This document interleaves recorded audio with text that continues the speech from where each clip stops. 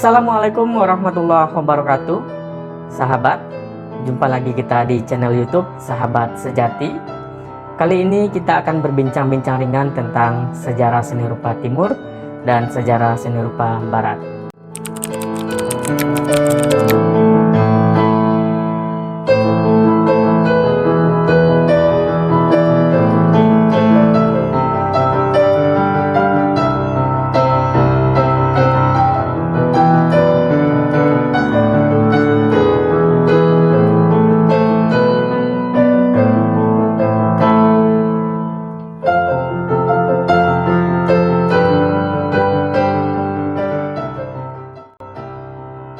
Baiklah, pada kesempatan ini kita akan membahas tentang seni rupa akhir abad ke-18 dan abad ke-19.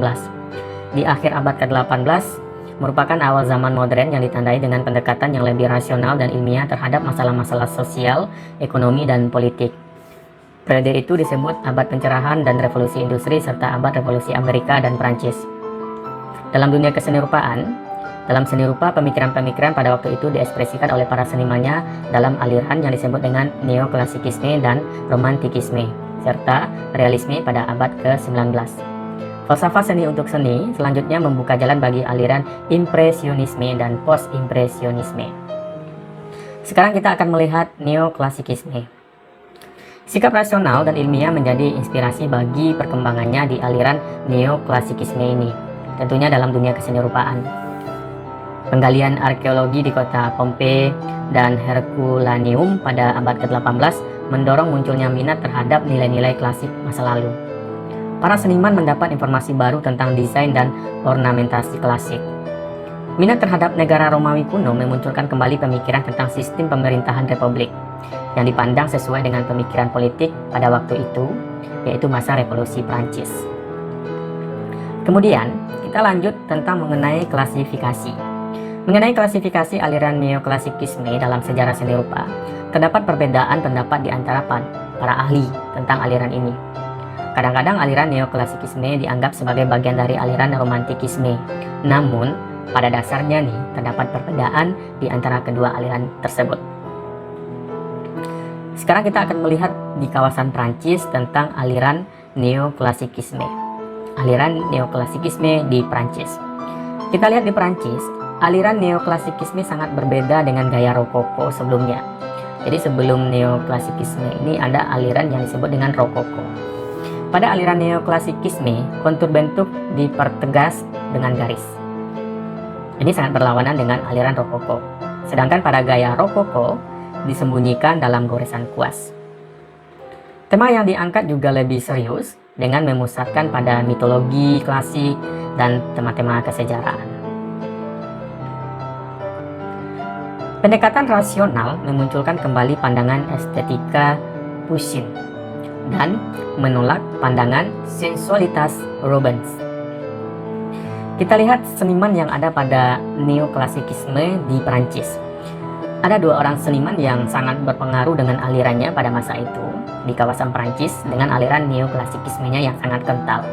Yang pertama itu ada David, yaitu dari tahun 1748 sampai tahun 1825.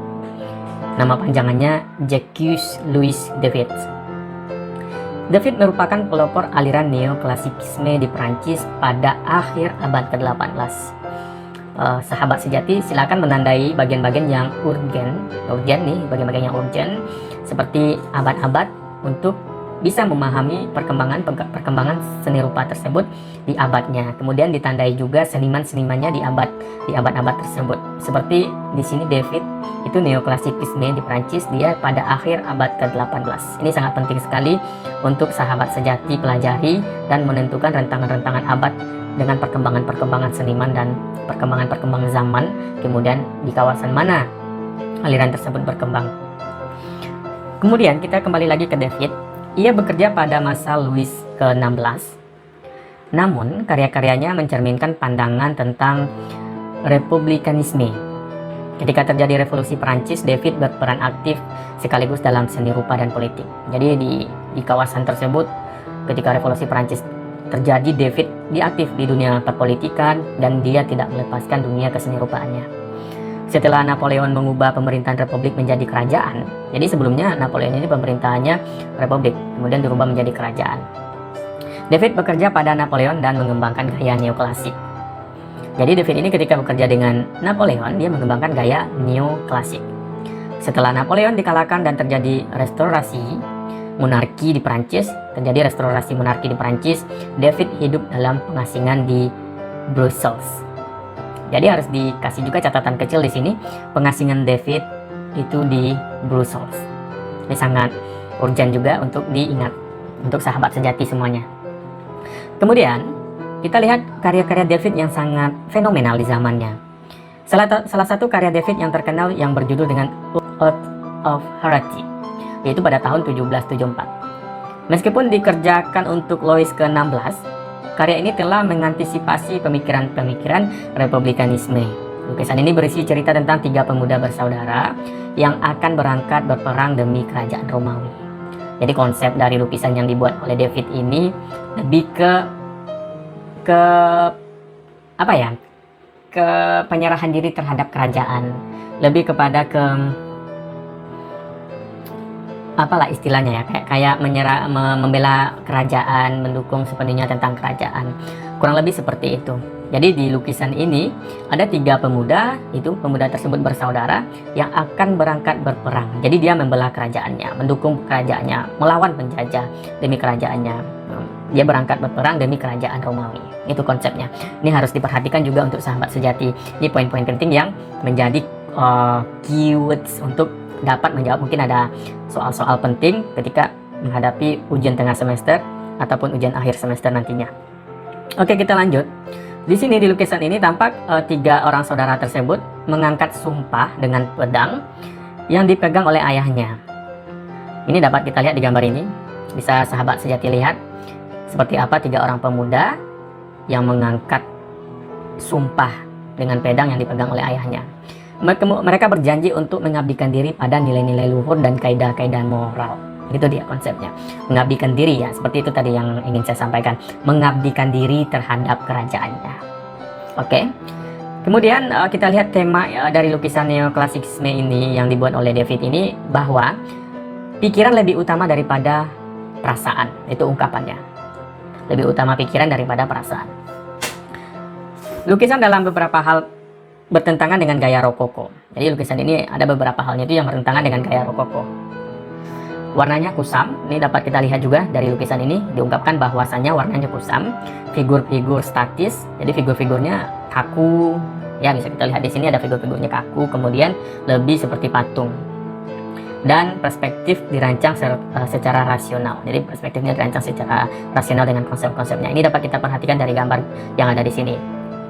Sahabat sejati mungkin bisa apa memang benar sih ada warna yang kusam, figur-figur yang statis. Figur yang statis itu figur-figur yang kaku, figur-figur yang berdirinya seperti patung, kemudian ada perspektif dirancang secara rasional. Oke, kita lanjut ke komposisinya. Komposisinya disusun secara geometrik dan objek utama merupakan latar depan. Itu konsepnya. Pencahayaan yang tajam dan langsung menunjukkan ciri khas dari barok, bukan neoklasikisme. Seperti itu. Oke, kita tutup David. Kita lanjut ke pelukis berikutnya yang sangat terkenal. Tapi saya ingin lihat sedikit karya David lainnya yang juga fenomenal. Tapi kita tidak akan bahas secara mendalam tentang karya David ini. Sahabat sejati mungkin bisa baca nanti modul yang bisa saya share ke grup sahabat sejati semuanya. Kemudian pahami siapa seniman yang terkenal di masa itu. Kemudian ada berapa lukisannya yang sangat fenomenal. Apa konsep dari lukisan tersebut. Saya akan kaji dulu, lihat saja sedikit tentang karya David selanjutnya, yaitu karya David selanjutnya yang berjudul The Death of Socrates. Itu pada tahun 1787. Ini ada lukisannya, bisa dilihat. Konsepnya yaitu tentang Socrates, di mana Socrates ini dan murid-muridnya digambarkan dengan arah gerak dan mendatar dengan sikap kaku seperti patung. Seperti itu. Ini dapat kita lihat juga Socratesnya lagi mengangkat tangan. Seperti itu ya. Ini dapat diperhatikan oleh sahabat sejati. Oke, kita lanjut ke seniman berikutnya di masa neoklasikisme di Prancis, yaitu anak didik dari David. Jadi David ini ketika masanya itu memiliki murid atau anak didik yang fenomenal juga di zaman itu, dan lukisan-lukisannya juga sangat-sangat bagus dan sangat terkenal juga. Jadi David ini berhasil mendidik muridnya menjadi seniman yang sangat terkenal dengan karya-karyanya yang sangat mutakhir, yaitu yang dipanggil dengan sebutan Inggris. Inggris ini pada tahun 1780 sampai 1867. Kalau nama lengkapnya Jean Auguste Dominique Inggris, itu namanya ya. Inggris adalah murid dari David yang menjadi tokoh neoklasikisme di Prancis sampai pertengahan abad ke-19. Jadi dia sampai pertengahan abad ke-19. Perlu diingat bahwasanya Inggris bukan sampai akhir abad ke-19, cuman sampai pertengahan abad ke-19. Kasih underline. Tidak seperti David, Inggris tidak mengabdikan diri pada pemerintahan Napoleon ataupun pemikiran republikanisme revolusi Prancis. Lukisannya yang terkenal yaitu Grandi Odalisque. Itu lukisan yang terkenal pada tahun 1814. Ini karyanya dapat kita lihat ada seorang perempuan. Sepertinya perempuan tidak memakai busana. Ini karyanya. Akan kita lihat apa sih konsep dari karya ini.